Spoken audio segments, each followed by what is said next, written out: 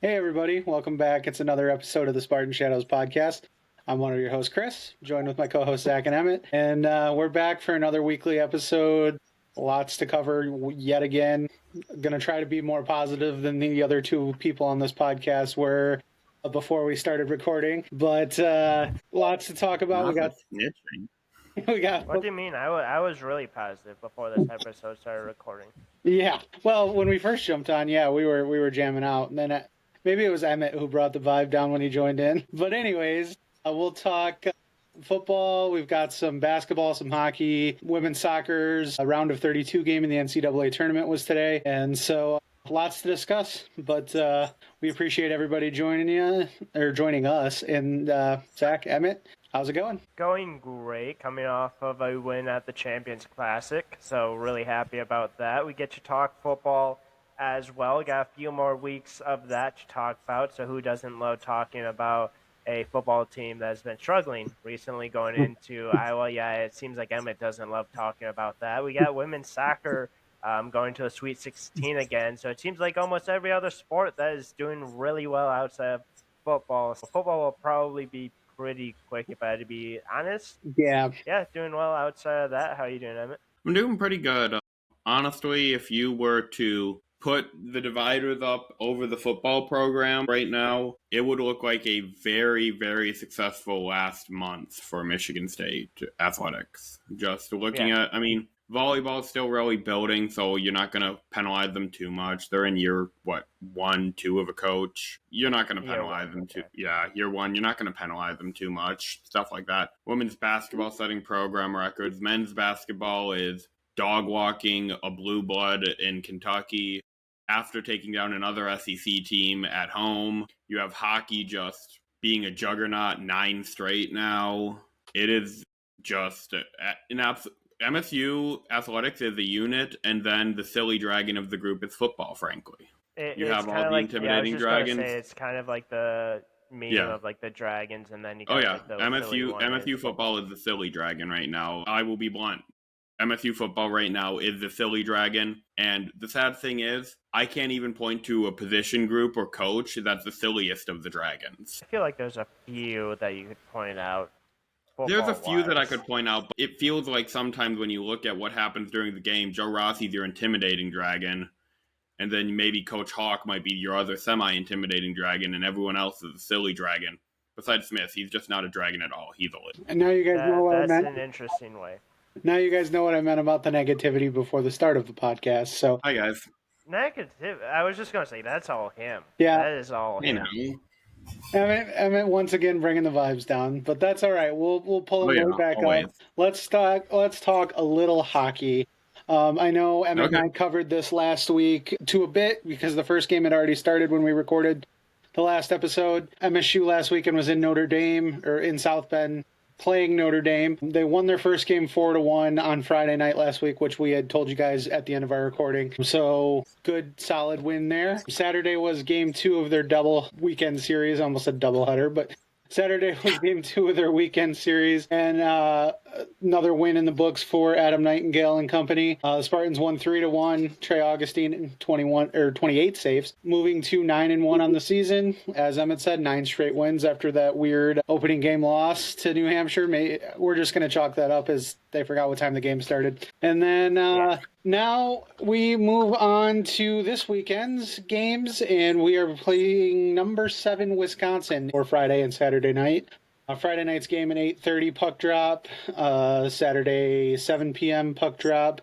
And what's crazy is usually a lot of people would think it's kind of the opposite, where basketball would be second, hockey would be first, but it's switched. So that's definitely going to be interesting. Basketball is going to be at 6:30 on Friday. Hockey is going to be at 8:30. I think that's actually going to be a really fun way of doing it because obviously we'll talk about basketball. We'll talk about going up against Detroit Mercy. Let's just be honest with each other. Detroit Mercy, not very good. I don't think it should be a very close competitive game. And then you got number 7 come in. If you want to talk about an atmosphere that should be completely rocking, sold out, it's going to be Munn. Absolutely. Yeah, and Wisconsin, they're coming off a big win against Michigan. Michigan was the number 2 ranked team. I think they still might be. Yeah. I forgot what the poll said, but yeah. Obviously, Wisconsin, historically talented team. This year has been kind of a weird year for them in the fact that they started off kind of rough with a couple of different games. They didn't look completely together at the start of the season. They lost their first game to Michigan. Yeah. That's something that this Wisconsin team has done the last two series is they lose game one and they come back really strong game two, which is going to be interesting because if you look at MSU historically, especially last year, game two was truly the game where MSU was strongest, and game one was the game that MSU kind of struggled in. Yeah. It seems like MSU is being a little bit better this year in game one, which is obviously really important, but that's going to be kind of a key component in this game. But Michigan State and Wisconsin, see who wins game one. Can MSU take the series by itself with game one and go from there? Yeah. Yeah, and the thing about this Wisconsin team is they just put up goals. I mean, take out that 1-5 loss to Ohio State, and then it has been over a month. It's been over a month since the last time they had less than 3 goals in a game. They will put the puck in the net, and if the defense gets caught out of position, if Trey Augustine gets caught out of position, the puck is going to get buried. Good thing we have a goalie in Trey Augustine. I was going to say they haven't quite played a team like MSU yet, though. I mean, they did with Michigan. Michigan is a... Yeah, they played Michigan, so Michigan's one of the big three. I would say big four in the Big Ten this year. So yeah, I would too. But MSU, I think, still got another level, being the fact that there's not a goalie in college hockey like Trey Augustine. I know. And Nightingale just said in his press conferences he thinks Trey is playing the best puck of his entire career right now. Yep. Worth mentioning. And yeah, so Michigan, they're certainly talented. They've certainly been playing very well. And Wisconsin can certainly put the puck in the net, but it's a different step up. Playing MSU, playing at Munn is going to be a little bit different too. So it's going to be a tough test. I mean, the Spartans certainly shouldn't overlook them, but I think it's going to be a series that MSU could handle. But they gotta come correct. Otherwise, Wisconsin can take advantage of mistakes quickly. And defensively, we've had some lapses this season on the blue line. And yeah, if that happens at any point, it can be a quick strike offense for Wisconsin. So for sure.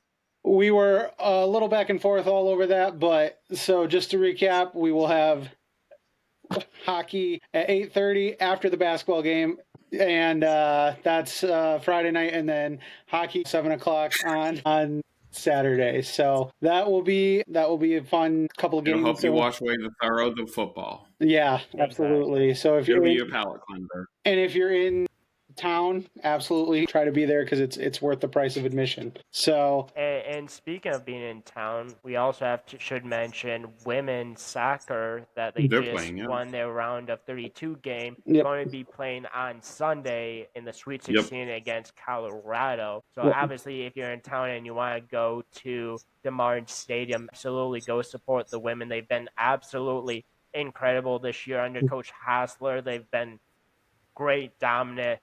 They're looking forward to probably another hopefully packed crowd. Big win today, 1-1-0. So you obviously love seeing the women do extremely well on that side. But really happy, really excited for what they're going to do. Hopefully they can make it past the Sweet 16, go to Elite 8, and make some noise because this women's team is real fun and real good.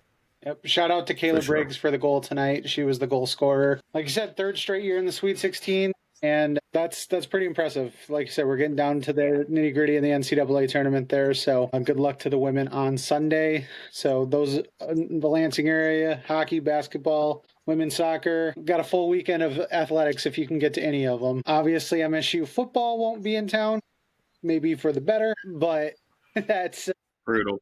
I'm the negative one. Yeah, that's a rough transition into football real quickly. Penn State was on the clock last week, and that game was in East Lansing. It was close for the vast majority going into the fourth quarter. It was a 4-point game, and then it kind of fell apart from there. Stop me if you heard this again. MSU fell apart in the fourth quarter. I feel like we've had that same song dance routine since, take out the exception of 2021, and I feel like we've had that same since the end of the D'Antonio era. Like, honestly 2016 on, I feel like 2015 we won the fourth quarter. 2016 on, we have just lost the fourth quarter in almost every game. We fall apart if we're still in a game. Well, that's only I also do want to preface, though, and I'm not saying we've had good defenses recently. I think they've been better the last couple of weeks. I'm not saying this is a great defense. But, like, this defense has been hung out to dry for the last, 3 or 4 weeks. Yeah. Like, I'm not saying it's understandable. Your 2018, 2019 teams, I would say, like, the offense is a silly dragon. Yeah, basically. Like, if you even watch the game, I know you're covering the game, Emmett. Yeah. I know that you were probably watching the game, Chris, but it was one of those things of, like, when it got to, like, the middle of the third quarter, like, towards the fourth quarter, you could just see the defense slowly but surely, like, especially the defensive line, just getting pushed back little by little by little by little until it broke. And it's one of those things that you can't give 6 inches to Katron Allen. He's going to take a mile. Yeah, and I thought they were good overall defensively for a majority of the game. Like, I don't blame the defense for this loss whatsoever. I honestly thought the offense was going to come and play, especially after the Elijah Tautalver 52-yard run to start the game. I'm like, hey, like, maybe we can run the ball in this game. Like, maybe we'll be fine. And then MSU football came back to life. And shout out Elijah Tautalver. He was by far, in my opinion, the player of the game on offense. 6 carries, 79 yards, touchdown, 8 receptions, 73 yards, and a touchdown. You know, he really had a good game, and not a ton of touches, but the 14 touches he did get, what would you say? Would you say the number was, Emmett? 152 yards? Yeah, like 150, 160 yards. Yeah, and a touchdown. So maximizing opportunity, and then nearly 300 yards from scrimmage over the last 2 games for Tautalver, which is honestly could be some of the frustrations with MSU is why didn't you utilize this guy before? Because I know hindsight's 2020, yes, and I mean at the start of the year, I remember watching the Western Michigan game and not being extremely impressed with Tautalver, but evidently they found something with him either during the bye week or he found something within himself for his last couple games in college, but he's showing out. Yeah. And also at the same time, like, Frazier was showing out at the beginning of the year, but then he, like, wasn't healthy whatsoever. And then we went to, like, Tullis, and Tullis wasn't able to do anything. Like, ETT should have been given the opportunity much sooner than this. And I don't think he was necessarily given a fair shot, in my opinion, until the last, 2 weeks. He was kind of put in the doghouse for a third down drop against USC. I do recall that. He had a throw out to the flat that he just went straight through his hands and would have been an easy first, led to a punt. Yeah. So I know he was kind of in the doghouse for that game. I think he played 3 snaps. The whole game. One of them came after that play. Yeah. I mean, and like you guys said, credit to the defense. Penn State only had a total of 367 yards. They kept Penn State's offense in check for 3 quarters. And then, you know, things got a little wily in the fourth quarter. But it's just one of those things, you know, can't put together consistent football, can't put together consistent drives at this point, at some point in time, let alone quarters and then let alone games. So frustrating. That's nothing really else to say. Final score was 28-10. I don't think we ever said that. A disappointing day on the gridiron. Congrats to the seniors that did walk. It was senior day.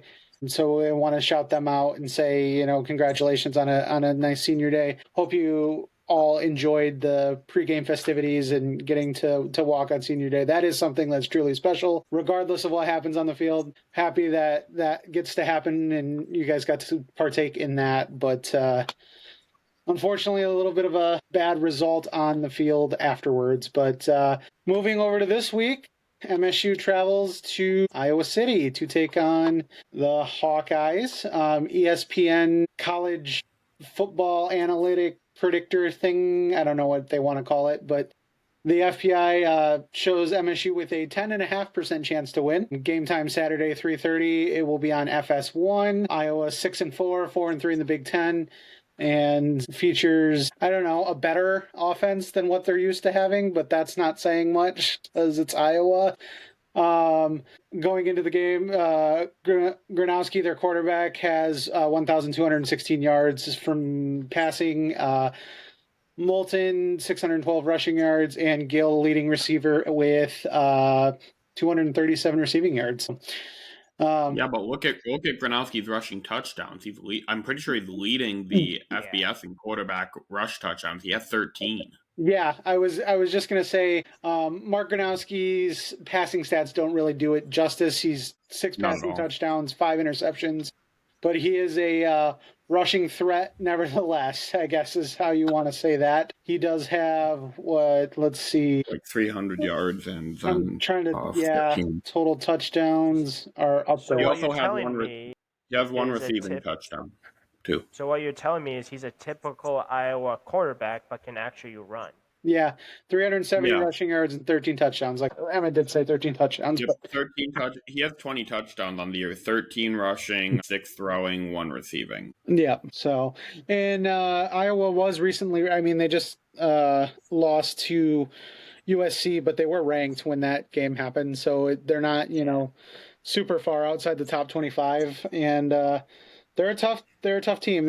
Lost their last 2 games, but they had to play Oregon and USC back to back, and they took Oregon down to the wire. They gave Oregon all they could handle, and then some. And that was needed a perfect pass from Dante too. Yeah. Like that was a beautiful pass. If you want, that gets overlooked because I believe that was the same day as the Indiana Penn State game where Omar Cooper Jr. had that amazing catch. Well, and speaking of Indiana, too, Iowa took Indiana down to the wire, too. I think Indiana only got them by 5, or something like that. So this is a very good Iowa team. Yeah. I mean, they've 6 and 4 does not define this Iowa team. Plus, it's at Kinnick. They play great at Kinnick. It's senior day. Tonight, it's a house of horrors for MSU. Well, into Kinnick. Yeah. But they hit a really long field goal with Jonathan Kim. They did do that. That's the last good thing that has happened to MSU. That's the only good thing that has happened since, the 2013 season. Since literally the Rose Bowl year. Yeah. Do you want to know what I'm looking forward to most in this game? I have one thing I'm really looking forward to. The wave at the end of the first quarter, that's what I'm looking forward to. Kinnick wave. Yeah, no, that was actually going to be my answer. The one thing I'm looking forward to this game is watching the wave at the end of the first quarter. Like, that is one of the coolest traditions, in my opinion. How many touchdowns did Iowa? Ooh, that's a good 10 points. I was going to say 10 points, too. 10 points, 2-hand wave. Yeah, 2-hand wave. Every point Iowa is up is a finger that Emmett has to wave with. Be careful with which finger you're waving, Emmett. But yeah, no, crazy. It's been a house of horrors. It really has. I mean, MSU football before this year and since 2021 hasn't existed, so I don't know if they've played between then, and I don't know. Yeah. We just forget that. The loss in 2023 count. Doesn't count. Nothing counts in my mind. No, nothing. Yeah, we're coming off of a New Year's Bowl win. It's been a disappointing season, but we're on the up track right now. Where? Yeah, absolutely. I don't really think there's much. Emmett. Yeah, I don't think there's really much to preview outside of that. It's a tough team. MSU is going to have its hands full. The offense is going to have to show a lot of improvement to score consistently on this defense. And the defense is going to have to show some improvement to stop them. The rush offense is the concern here because Iowa has a pretty decent rushing attack, and that's been the Achilles heel for MSU. Look, even going back as far as USC with Eli Sanders. Yeah.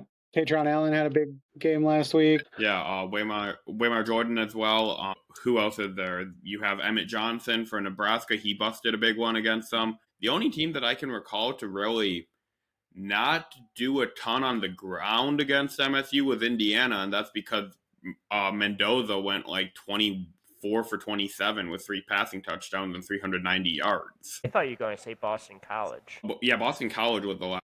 College was the only true team to struggle because Indiana didn't need to get away from the game plan of air it out with Mendoza to try to pad his Heisman stats. Or Youngstown State. Honestly, I'm not going to lie. This Iowa quarterback, not saying obviously they have much more talent at Iowa, but this Iowa quarterback kind of reminds me a little bit of Youngstown State's quarterback. Brengard. Bo Brengard. Yeah, like the type of play he has. Like, he's not going to be someone that's going to like beat you throwing the ball, but he's a guy that truly can cause you issues. And obviously, Bo, he did cause MSU issues pretty early on in that game, but there's also so much more talent around this Iowa team. So I think this Iowa team is going to be it's an okay comparison, but I definitely think that it's unfair to Gronowski to say he is. I'm not going to say he's more like Bryce Underwood, another guy who could scramble and could hurt MSU with his legs, but I wouldn't say it's accurate to call him Bringard, who was a rush first, who was almost playing for Navy or Army the way he was running. Yeah, a little bit better, but similar style. Yeah. So, let's just cut it there. That's the Iowa game. It might be rough. Emmett gets to go wave at some kids, though, so it'll be fun. Obviously, follow the live feed on Emmett's Twitter. We'll be retweeting some stuff from our socials as well. Yeah, that's about that. I guess we got to do giving predictions? Yeah, I was just going to say we got to do predictions and first touchdown. I will go 38-10 Iowa, first touchdown. Alessio Milivojevic run. Sticking with it. You basically almost took my score prediction, so I'll let Emmett go. I'll say, I made in my bold prediction at the end of the Penn State game that Iowa was going to put up numbers on their football scoreboard they didn't even know existed. Oh, boy. And I'll stick by that one. I'm going to say 52-10. Iowa's going to use I don't even know if they have fireworks, but if so, they're going to be running to Discount Depot by the end of that game. If Iowa puts 52 points up on us, that will be the lowest moment I've ever seen from MSU. I think you let a couple coordinators walk back from us. I'm just tempering my expectations because, honestly, I feel like anything besides the 52-10 loss, I'll feel decent about. I'll be able to somewhat stomach it. So I'll say 52-10. I'll take a leaf out of Zach's book here. Give me Michael Masuna's first touchdown. Okay. I'm going close to what Chris had. I'm going 35-10. I love how we're all like 10 because everyone all believe in this offense. MSU is you can trust MSU for 10. Wait, what did we say what the spread is? Because we have Alessio. We might backdoor cover the spread. Not in my prediction, but 16.5. Us would believe in a backdoor cover. There's a real possibility, though. I'm going away from tight end because tight end has not done anything for me. So it's going to be Jack. We're changing up. I am. Don't worry, I covered you. I covered you. Yeah, you did cover me. I'm actually going. I don't think these last two games were a fluke. I'm going with ETT. I think he's going to be the guy for MSU, and I think MSU should give him the ball more. I was very much debating ETT. He deserves the last two games. I don't care if he makes mistakes. This game, he's been by far the best running back. He needs the ball in his hands. And Michael Masunas is the guy that needs the ball in his hand, too. I mean, look at I know I over-rely on PFF grades. That's my toxic trait. But looking at Masunas, he had the fifth best score from any position player in the entire FBS for his offensive grade. You know what's amazing? How about we get the ball to the players that perform well? Why don't we draw up plays for them? That would be a great idea to do. We replaced our play call sheet at halftime with a Denny's menu. It's not this hard, people. Just give the ball to the people that play well. MSU, if you are watching this, I don't know why, but I will be the offensive coordinator for about 1/100th of your current coordinator's paycheck, and I will call just as good of a second half offense. I don't know. Emmett likes jet sweeps, we've heard. You know who does put the ball in their best player's hands? Tom Izzo puts the ball in the best player's hands. Subject of that. Good transition. Great transition. I'm proud of you. Example of that, Madison Square Garden this week. The Spartans happened to be playing a number 12 ranked Kentucky Wildcats in the Champions Classic. And the players played. Jackson Kohler, 20 points.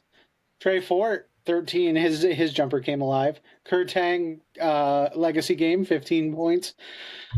And, hey, guess what? MSU, they beat a blue blood in Kentucky, the 12th ranked team in the country, by 17 points. I don't think any of us quite predicted that. I think we all thought MSU had a shot. potentially, but coming out of the gate firing and winning by quite a bit, wasn't on my bingo card. I'll take it. The Spartans were 50% from the field, 50% from 3-point, and while shooting 11 or making 11 threes. That wasn't just like 1 of 2 from 3-point land. It was 11 of 22 from 3-point land. They shot 80% on their free throws, which we've been harping on. You like that? They only took 10, but they shot 80% on them. And yeah, it was just kind of a Tom Izzo masterclass. Out rebounded Kentucky by 13. Jeremy Fears had 13 assists, which was a Champions Classic record and a record that it's been first time most assists against a ranked opponent since 1999 by Mateen Cleaves. I was going to say it was Tom Izzo's favorite comparison. I was going to say he tied a record that Mateen had. So McLean, Mr. McLean, Lightning McQueen. I literally almost said McLean Teves, so that's where we're going for tonight. Oh my gosh. It's been a long week, everybody, and yes, this is Thursday night. I don't think we ever mentioned when we were recording, so Thursday night. We haven't had a reason to bring up the date, Yeah.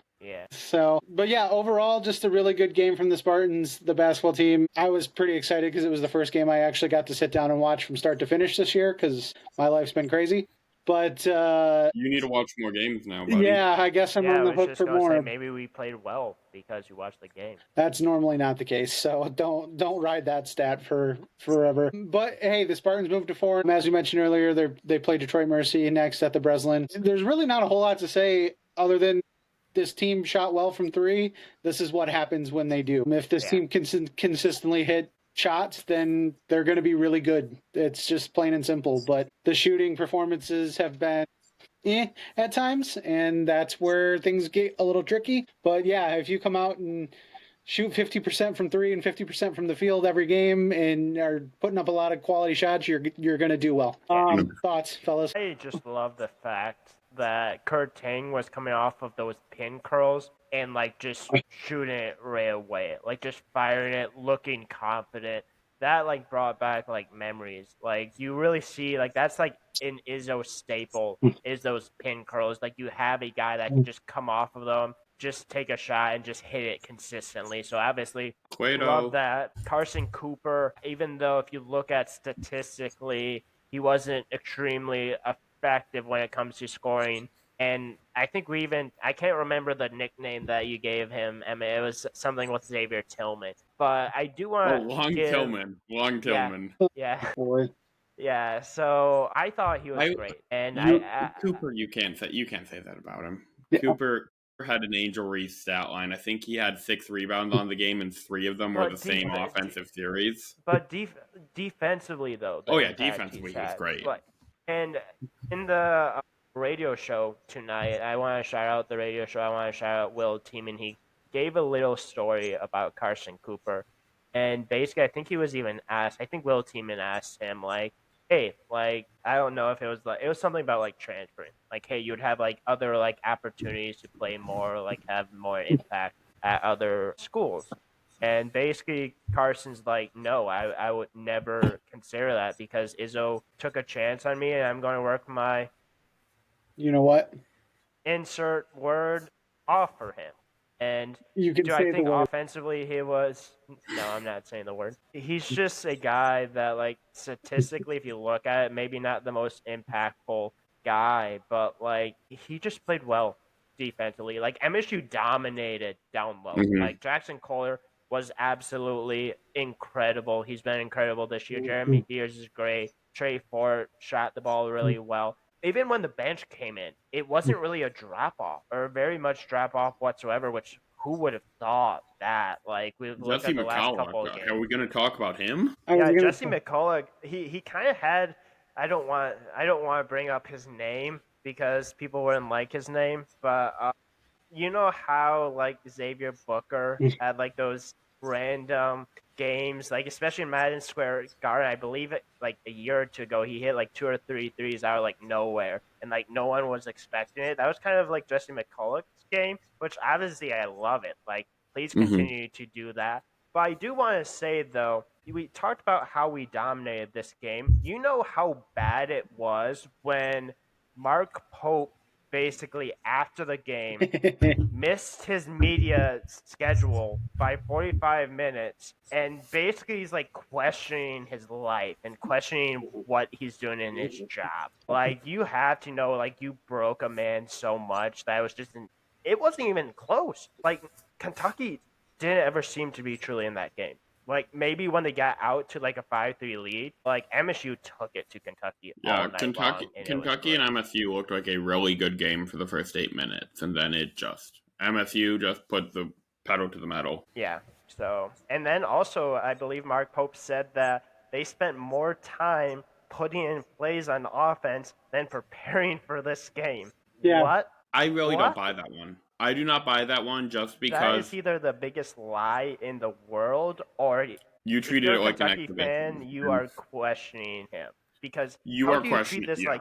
How do you treat a Champions Classic like an exhibition game? Especially, I mean, because you can't even say look at their offense on Tuesday night. Like, can you even point out anything? I mean, it felt like half their possessions they shot the ball within 5 seconds of crossing midcourt. Yeah, it was like chucking shots.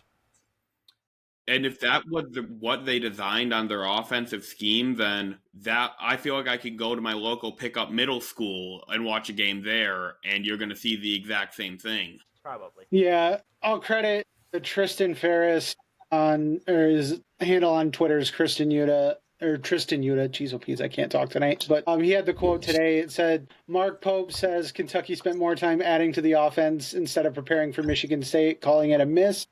He said, we spent way less time in preparation of Michigan State reviewing and perfecting our secondary offensive options. We spent a lot of time growing our play call list and the nuances of new actions. It was a big time miss. And the top, they're obviously Twitter comments, so take them with a grain of salt. But all the Kentucky fans commenting below was, unless your plan was to just whoever gets the ball chuck up a three, it didn't get retained. Yeah, you can't. That was I think the best way to describe it is a very undisciplined game. Yeah. And Kentucky was missing a couple of their better players. I mean, let's call that for what it is, too. Yeah, 100%. But still, it was an impressive. It's the type of game you kind of expect MSU to come out and have to battle through. If they win, it's a close one. They may lose it, but it's the game that pays off in the Februarys and Marches later on. Yeah, and so that was not a game. That was just domination. Exercising some that's a seeding difference game. Yeah, that's a seeding difference game for March. Yeah, like that's like a seed difference, at least one seed. Well, and Kentucky's going to hang around too. They're a good team, and when they get their players back and healthy, they're going to play well. So it's not a loss that maybe in March, or I don't think. I mean, anything can happen, but come March, we're not going to be sitting there going, "Wow, that Kentucky win really didn't mean a lot," because now they're barely 500 and squeaking into the tournament. So. We might say that about Arkansas. They had a 1-point squeaker against Winthrop, but Also, how did we go this entire time without mentioning Cam Ward? I was going to say he was a beast. I was going to say Cam Ward and Jordan. Scott definitely had. He's not going to guy. If you look at the box score, you're going to think he didn't do much. Yeah, Scott was all over the court when he was playing, and I mean he got another bit of action. It's the stretch two worth noting at one point. I would say the only player that didn't look great when they touched the court was 99. Why do you have to bring the negative up, Emmett? Come on. He didn't even look that horrible, though. Like, did he look good? No. Did he look awful? No. Jeremy Fears would sit down on the bench. 3 plays would happen, and Tom Izzo would be throwing him off the bench. He'd be throwing him onto the court directly like a hockey substitution if he could. Good thing we have Carlos Medved coming in next week. Yeah. 100%. Oh, worth noting, too, Josiah Jervis was in the crowd attending that game and was spotted in the MSU locker room for the celebration. So good to see that. But yeah, big win. We like to see that.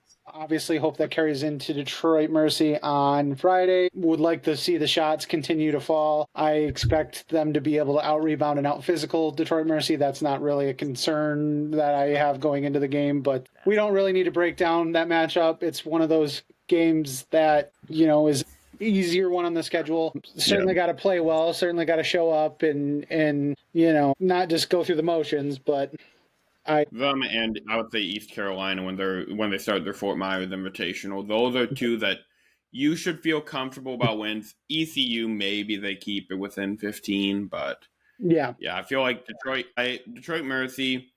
This is a team that I feel like you should probably win by at least 20. Yeah. I'd feel better about a 30 to 40 point win, but that doesn't happen that often for us. So especially when the other coach is a former assistant coach. Yeah. Yep. So I don't think Izzo's going to run the score up on Mark Montgomery. I don't even think it would be a matter of running it up, honestly. I just think it's a matter of this is a talent disparity. It's not a matter of running it up. No, I don't think it would be a matter of running it up, but like I would not be shocked if this is quote unquote closer. I'm not saying it's a close game. Oh yeah. But closer than people would think because guess who's on the opposite side? Mark Montgomery. Unless Mark Montgomery did something to Tom Izzo that he does not like, it's usually a closer games against former assistants.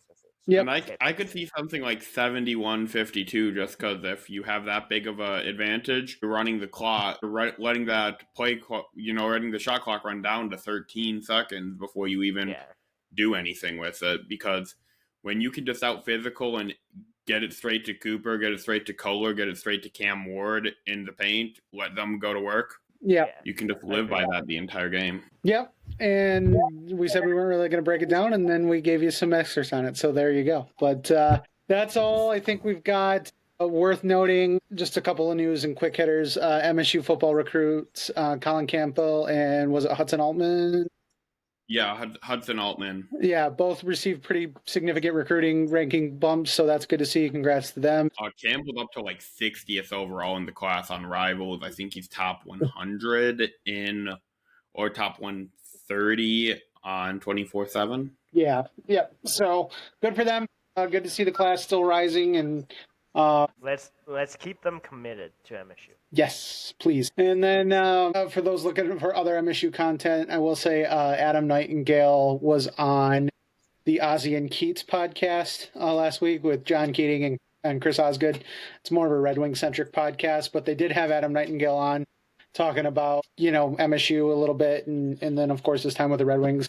It's a really fun listen. It's about 45 minutes, so if you're bored, check it out. It's good. Nighty was on for most of it, but some interesting stuff. I won't spoil any of it, but it was good. So check it out. Also, if you're here and on our channel and you stuck with us yapping for about 40 minutes, feel free to check out some of the new content we're doing with just getting into the life of media and posting media availability sessions, just trying to get a little bit extra content out for everyone to really, see what the players themselves are saying, because this is what we're trying to push the content of and trying to, let you know exactly how the players are feeling after matchups, before matchups. So yeah, feel free to check that stuff out. Some of it's under the shorts category. Check that stuff out. Like you can hear from Carson Cooper after he put up 17 points, a career high. You can hear from Jackson Kohler talking about how we're going to get this right before the Kentucky game. Obviously, they went and got it right. Yep. I agree. Yeah, and Emmett was also at the hockey practice the other day, so we've got some stuff from Porter Martone and Travis Shouty, Wayne Matthews, and Malcolm Bell, I think, from the football conference. Correct. And we'll probably have player availabilities from postgame. I'll try to upload that when I get back to my hotel in Iowa, or the press box. They have sandwiches afterwards. There you go. So, all right. That's all we've got for this one. I did want to give a special shout out to one of our, I would say, bigger listeners. He's a huge MSU fan. Stephen DVRT. A lot of you have maybe heard the name, seen him on social medias, been battling cancer for quite some time. He's having a rough go of it of late. So I just want to give him a special shout out and say, Stephen, our thoughts are with you. Keep on fighting. And we appreciate you and all of your MSU fandom and sharing. He's always on social media pumping up the Spartans and just loves himself some Michigan State, and a true Spartan. He's fought this cancer for quite some time now, and he's given it all he's got. So we appreciate you, Stephen. Thanks for listening. Keep on going, and we appreciate all of you guys as well for listening. Thanks so much. It's been another fun episode. We'll update you Like I said, after the football game, we'll probably get our next episode out a little earlier next week due to Thanksgiving, or at least that's the hope. If not, we'll wait till after the holiday to post. So we'll try to update you on social medias with that as well. Any questions, comments, concerns, let us know. Follow us on all of our socials and Emmett for the live feeds. So we appreciate everybody. Have a good night. If we don't talk to you beforehand, have a great Thanksgiving, and go green. Go white.